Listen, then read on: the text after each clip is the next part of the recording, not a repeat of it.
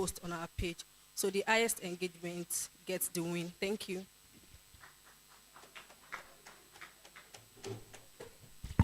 Good afternoon. I'm so excited to be here. I mean, I cannot believe that we have virtual assistants in the room this much. I was just telling goodness that when I started, initially, one of the most difficult things for me was to find VAs like me, to find mentors, to find support. And it's it's such a happy thing that 6, 7 years down the line, we're able to put virtual assistants together in the room. So thank you very much for having me. I'm super excited to be here. I remember one evening in 2016, I sat down and I cried bitter tears.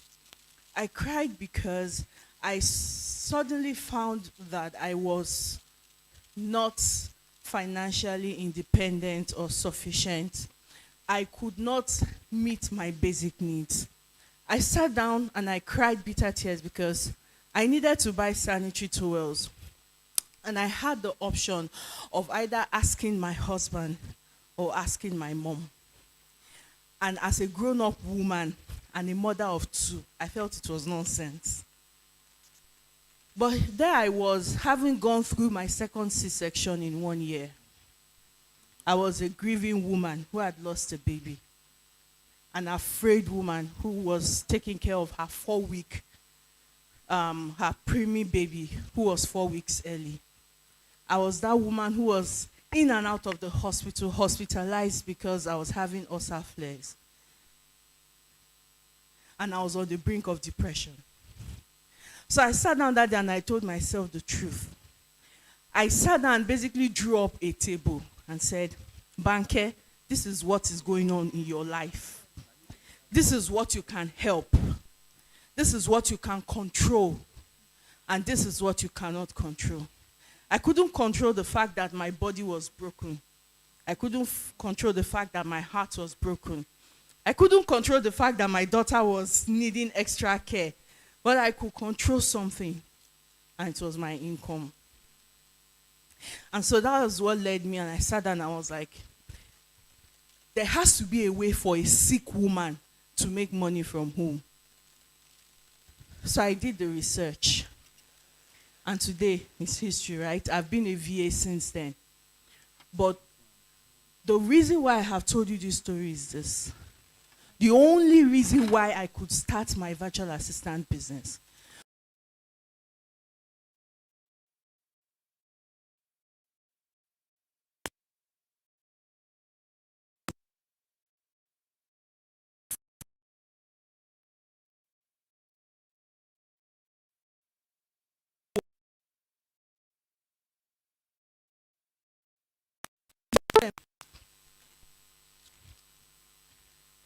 so forgive me, I was going to say praise God. So if I sleep and I say if I sleep and I say praise God, just thank you. Because I saw the face was so serious. I was like, no, that's not the energy we want. However, it's so surprising sometimes that a lot of people are complaining about tech, especially virtual assistants. And I recently wrote a book called Navigating Tomorrow, which is my third book. And it's specifically for virtual assistants, and it's about no-code technology.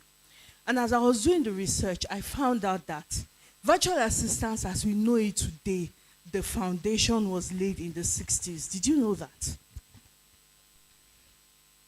In the 60s, somebody invented what we call the fax machine. And suddenly, secretaries could now send faxes, right? So it went beyond typing. And so a lot of bosses at that time armed their secretaries with typewriters. They gave them typewriters and a list of tasks to do, and they sent them home. And that's how virtual assistance was born. We didn't know it as virtual assistance until the early 90s, but it had started in the 60s. However, what was at the very beginning and the foundation of virtual assistance? Do you wonder? tech, the day an innovative solution came up that allowed people to send faxes, instantly, people could work remotely. So if you think that remote work is new, it's not. It's been around for a very, very, very long time. And so what they didn't know was that at that point in time, is there a slide or no? Okay, there's no slide. You're working on it, okay. What they didn't know was that at that point in time, they had set the groundwork for virtual assistants. So let's talk about emerging technologies, which is the foundation of virtual assistants. In every single time that new technology showed up, virtual assistants did what? Evolved. So there's no slides, let's move on.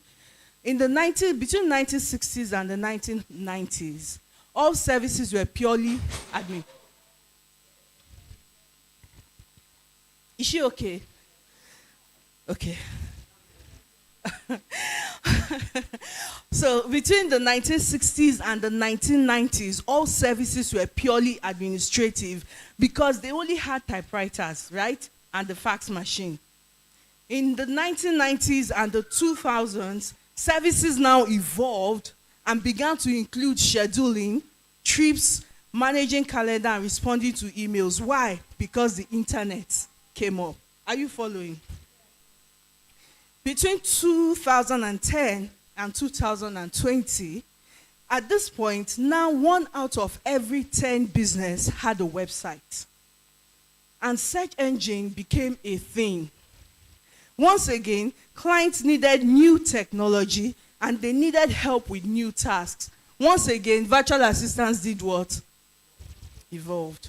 Now the pandemic came and changed the trajectory of businesses, and there was a mass exodus online, increasing the demand for virtual expert support. And once again, so I shared this so that you can see that with every new technology, every new invention, every time that technology evolves, virtual assistance evolves along with it. Somebody sent me an email a couple of years ago, and she said, all that I bargained for was just to be a virtual assistant. I'm not interested in your tech. Why do I have to talk about tech? It's just virtual assistant. Please don't let's complicate this matter. You are complicating it. Let's leave it at what? Virtual assistants. And I looked at her and I said, did you know that your business as a virtual assistant is the most paperless business that exists? Yes. How do you hold your meetings? How do you send your invoices? How do you get your receipts? How do you get paid? How do you carry out your services? How many of you have paper trails here? You have a folder for all your clients that you had to print out. What do you leverage? So technology is the reason why virtual assistants started. Technology is the reason why virtual assistants continues to evolve. And technology is what powers your business.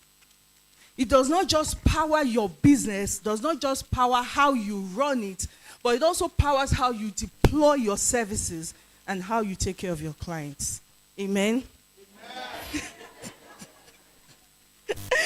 So the question now is why?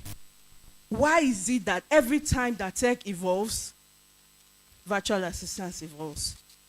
So are the slides up now? Oh God, thank you. Please let's go to the next. So let's move it forward a bit. Yes. Client-focused virtual support. How many of you joined virtual assistants because they told you it was a new way to make money?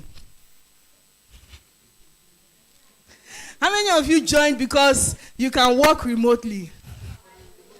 Because of the dollars you can make?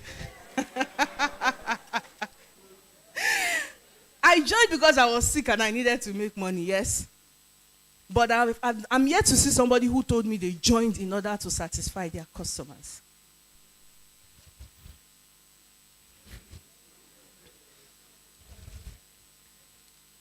Next slide, please. So your relevance, where your skills are concerned, will determine your client satisfaction. Next one. Your productivity, where your systems and processes are concerned, will determine your client satisfaction. Next one. Your efficiency and your ability to deliver on timelines without the need to be micromanaged will determine your client satisfaction. What a lot of us forget is that at the very heart of your virtual assistant business is service. So we are so focused on I want to make the money. That's why you're not bothered about the soft skills. That's why you don't even want to know how to manage, how to resolve conflicts. That's why you're not bothered on emotional intelligence. You're just focused on, I want to make money. They said there's money. Oh, this client, what's her problem? She's giving me too much stress. Please, come and go. Or it is even in the way that you relate. Forgetting that it is their satisfaction that will keep you. It's their satisfaction that will keep you in money. A lot of us virtual assistants have revolving doors in our businesses. The clients come and they go. You are unable to retain because you're unable to care for them. So the focus has to be taken off of what you can make and be focused on your client satisfaction. Because when you satisfy them, you in turn what?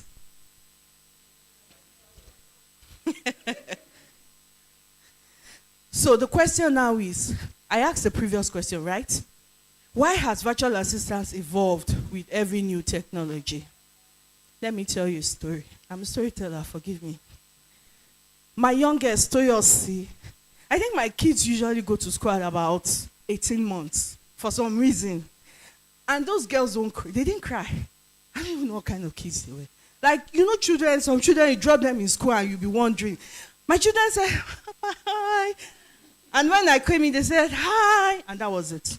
So we moved houses and we had to move schools mid-session.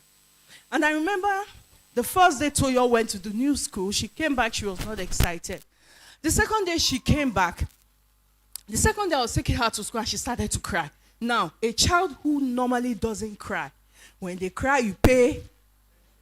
So she started to cry. And I was like, why is this girl crying? So I followed her to her class. And when I got there, I almost cried on her behalf. Because the class was dark and dreary. I mean, she was literally 2.5 years old. She was going to glorify jealousy. If you know what jealousy means, like glorify daycare. Just go, let me breathe. So I was like, if this girl stays in this class, she's going to be very depressed. So I dropped her and went to find a solution. And so somebody told me about a sister in our church. I was like, oh, send me the picture of your class. And she did, and it was beautiful. So we took Toyo there. Now, they did not have a class that could accommodate Toyosi. So we put her in that teacher's class. And we love that teacher to bits and pieces. She's a lovely woman. I mean, when that session was over, we had to ask Toyosi to redo that one session. Abi, after all, she's a child, like, do that class again. Since you enjoy this teacher. And she did. But at the end of that session, Toyosi had to leave that teacher. We love her. We still do. I mean, I'm speaking fondly about her, right? She's a lovely woman. But we had to leave her. Why? Her curriculum could no longer serve Toyosi's needs. So no matter how much we love her, no matter how fantastic she is, no matter how nice she is, she can no longer serve Toyosi's needs. And that's where a lot of us are in our businesses. Every time that tech comes in, your clients upgrade. They find better ways to carry out their services, better systems, better processes. And they need more. They need people who have what? Upgraded skills. So no matter how nice you are, no matter what your work ethics are, no matter how good you are, if you can no longer meet their needs, they will do what?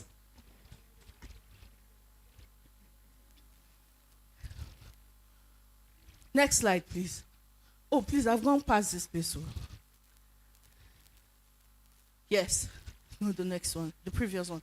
Because the needs of your clients change due to new technology or systems or processes that they are keen into to grow their business. Next slide. So in order to remain relevant, you have to be able to meet their needs, handle their challenges and their pain points.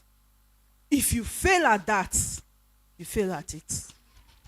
Because they will go look for somebody who has upgraded their skills, who understands the new technology that they are deploying. And that's why virtual assistants evolved every single time. Because when new technology came, your client had new needs. So forget about it. When people say virtual assistants, it's not just admin assistant, all of that. Leave them. They are wasting their time. Their time. Those people who hire VAs with high skills know what to look for. And you'll be surprised that a lot of people are actually teaching this thing in their coaching classes now. Course creators, content creators, they are teaching them all of these things. Where to find VAs to hire. Areas where VAs can help them. So they know, they understand, they are not ignorant. And once again, tech is smack in the middle of the service that you provide and how you provide it. So our next question is, how do I incorporate technology into my business as a virtual assistant and in the deployment of my services? Here comes no-code tech solutions. Like 3 pages.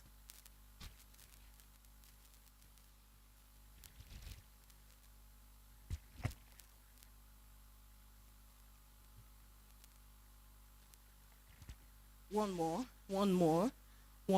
No-code technology. Now, no-code technology is basically technology that does not require programming or coding skills to be deployed. It's as simple as that. So a lot of people will be like, my excuse is that I don't know how to code. I don't have any programming knowledge. For no-coders like you and I, there are what we call no-code tools. Next slide, please. So with no code, you as a non-coder can now deploy elegant systems. You can integrate multiple software, automate your processes. And this does not just apply to the service that you offer to your clients. It also applies to your business. One of the mistakes that I made as a virtual assistant in my early years was that I neglected my business to handle my clients' businesses, forgetting that it was my business that brought them in the first place. So you have the dual duty of not just carrying out your services and handling your client's business. You have the duty to take care of your own business, because that's your money maker. Like, why would you ignore your money maker? So how do you show up? Like my sister who asked the other time, how do you handle multiple clients at the same time? At the time, I had 11 social media clients. Yeah, I did, because I was looking for more. Was it easy? No. I had to make the pivots at some point. But then I had scheduling tools, as simple as scheduling tools, and time blocking that Coach Tekwa spoke about earlier. Powerful tools. So I put on my calendar, today I will create content. On another day, I will do the Canva designs. On another day, I will schedule it, and I will show up powerfully on all the different platforms. It's not the best, actually. But when you have systems and processes, and you are not afraid to incorporate tech into how you carry out your services, you will find that you are able to show up in multiple places at the same time. How many of you have lead generating systems? How many of you are booked out as VAs? It's because, if you raised up your hand, I would have been surprised. Because if you don't have a lead generating system, how are you booked out? It's a numbers game. The number of leads you're able to talk to will determine the number of people you're able to convert. So if you're able to convert 1 out of every 5 prospects that you speak to get 4 clients in a month, you have to speak to a minimum of 20 So when you're not speaking to 20 people, you cannot convert 4. So if you've not spoken to anybody this month, who do you want to convert? Okay, well, that was Ayaba. That was not like part of my stuff. So with no-code technology, there is literally no excuse why any virtual assistant should not be harnessing the power of technology. Technology is how you show up without showing up.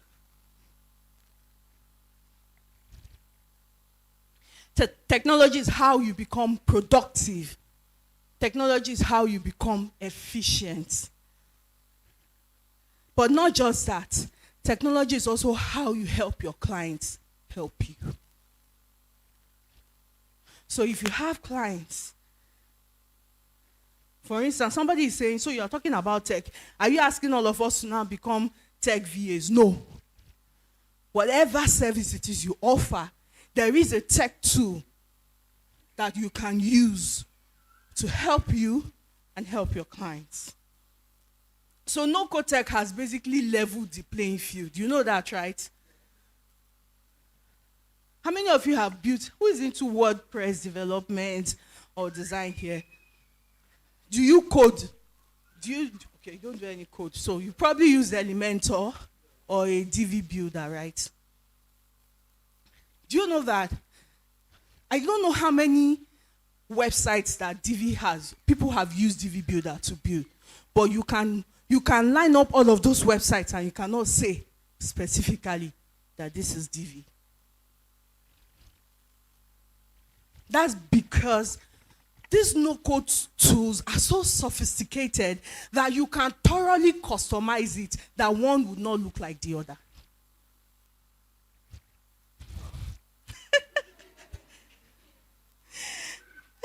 Okay, so let's round up.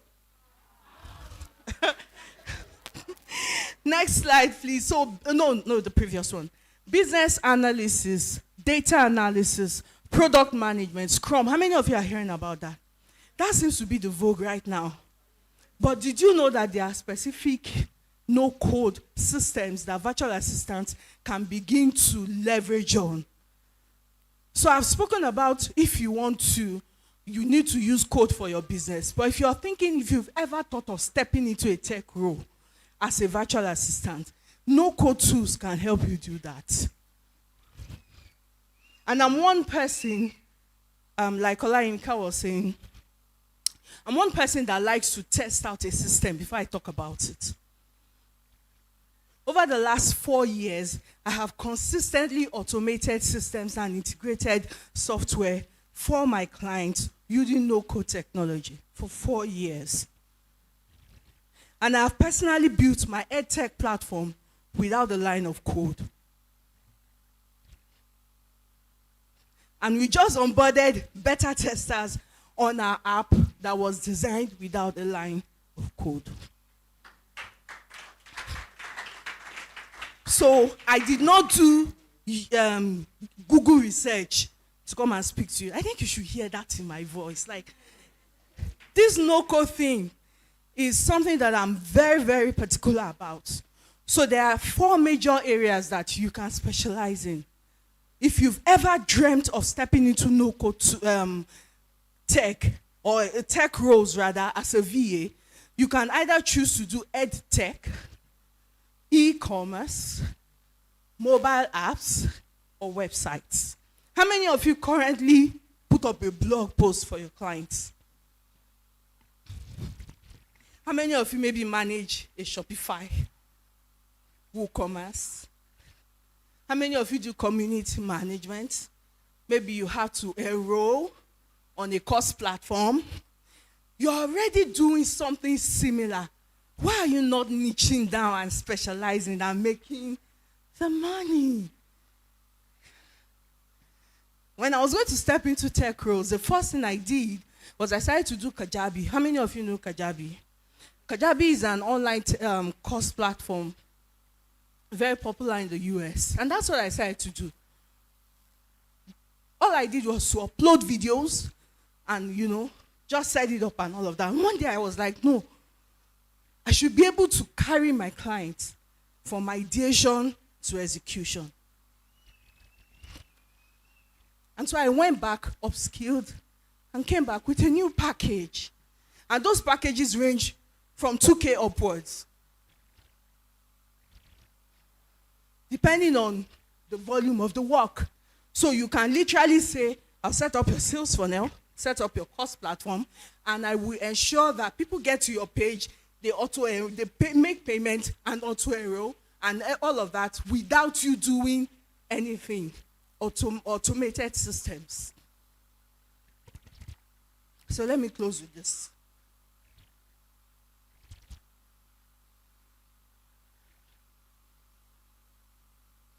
I wanted to show you a few. 1 minute, please. Let's move forward. Okay, yeah, right. So if you're probably thinking now, tech for your business. You need booking systems. Stop manually doing it. Create a booking system using Calendly. It's free. Integrate it with Zoom. It's free.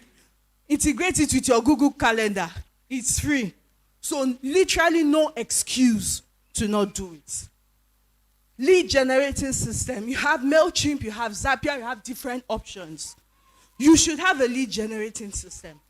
Invoicing system, Wave apps, Dubsado. He spoke about Dubsado and Paystack.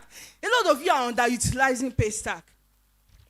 I send invoices from Paystack, and they click on it and make payment instantly. And if you're a social media manager, that's what you should use. Make them pay with their cards on a subscription, so that when it's due in 1 month's time, they are auto-debited. You will not start running after them. Onboarding and offboarding, online meetings, collaborations and sharing. I personally think that Google is underrated. Like, people are not using Google. Google Drive, Google Meet, Google Calendar, Google Docs, Google Haba.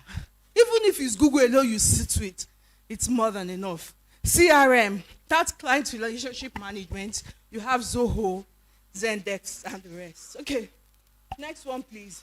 I'm going to leave you with this. Technology is the foundation of virtual assistants, and it powers the entire industry. With constant technological updates and innovation, virtual assistant continues to evolve. If you think you have seen the end of it, you have not. So your future as a virtual assistant hinges on your ability to stay relevant to your client's needs. And this can only be achieved through the adept use of techno. Be a tech savvy. Thank you.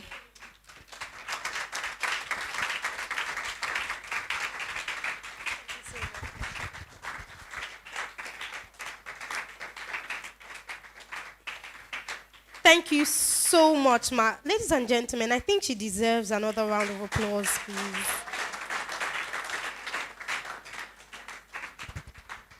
Okay, so we're going to be taking questions in a few minutes. By the way, who remembers? Now, you know, I'm a prophet. You guys believe by now that I'm a prophet. Do you remember when I said an upgrade is going to happen by the time you leave this event today? Who remembers I said that? Don't deny me now. Who remembers I said that? Okay. All right, so we're going to have 3 questions quickly. Take 3 questions so that she can answer. 3 questions. 1, 2, 3. All right. Okay, so can we have those 3 persons? Can I have the other mic, please?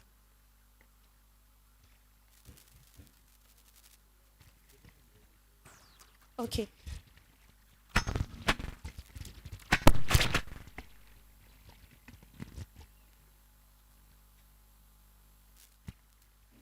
Thank you so much, Banke Adebayo, for the session. It was awesome.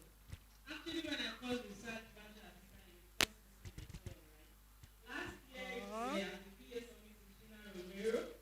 Yeah, so we still have a lot to talk about. My question to you now is,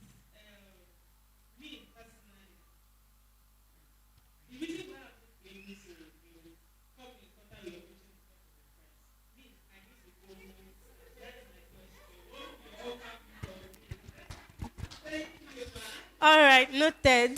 Thank you so much. Yes, the second person, please. You can just take the second. She would answer it together.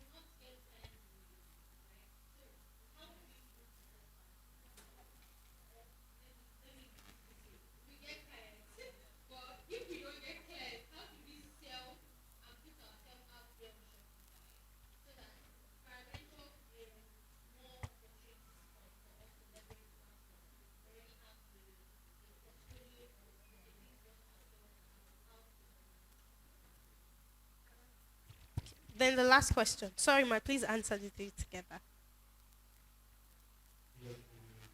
Good afternoon.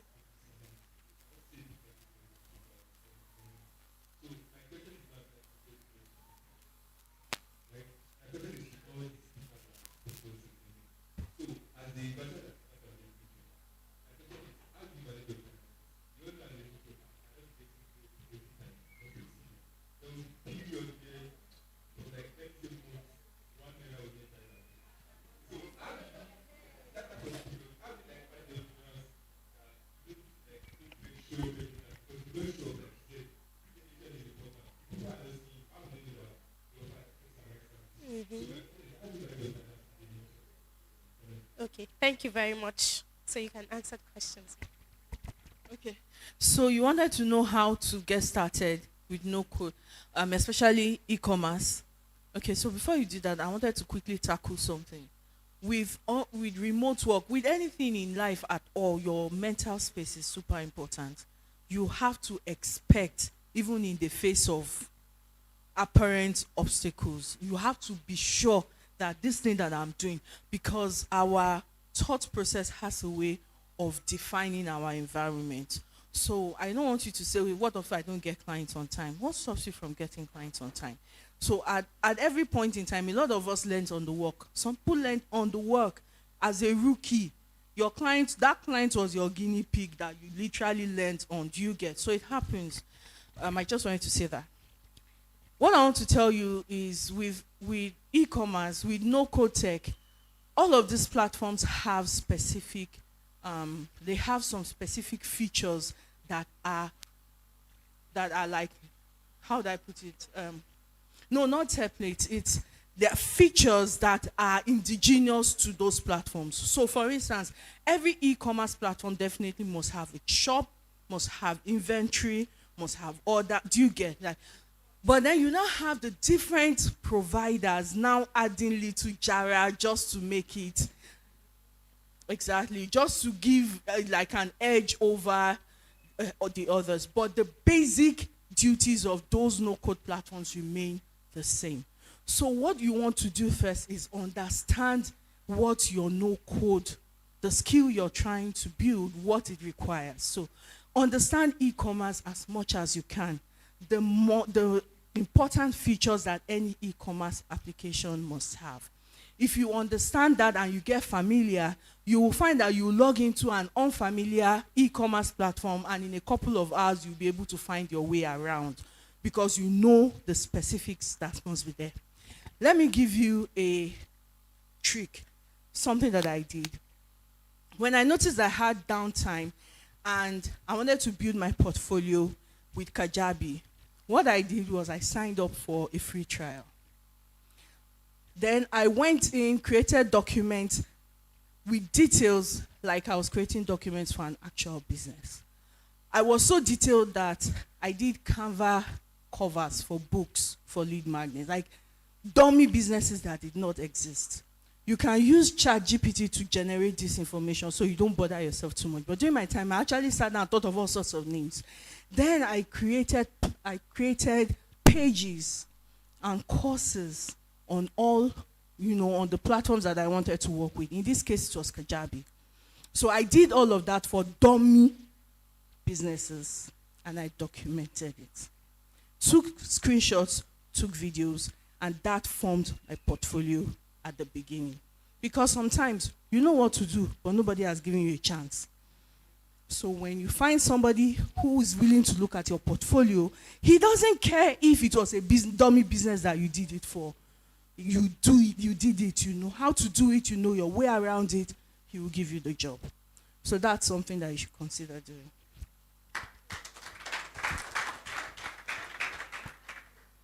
Okay, so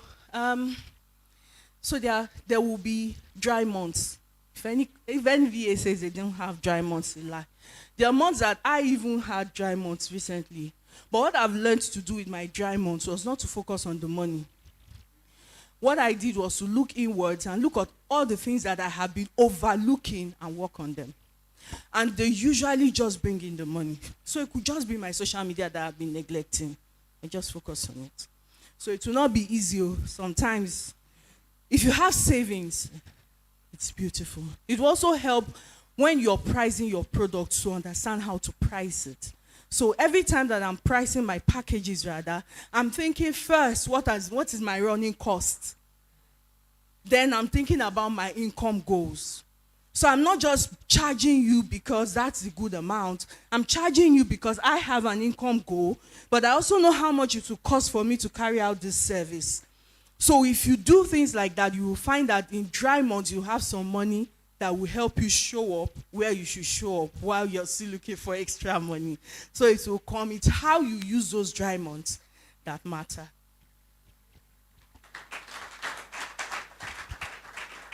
Thank you so much, Ma. For the lady that asked, Ma, you asked about the discount. So I think you can see her privately, in person. Let's not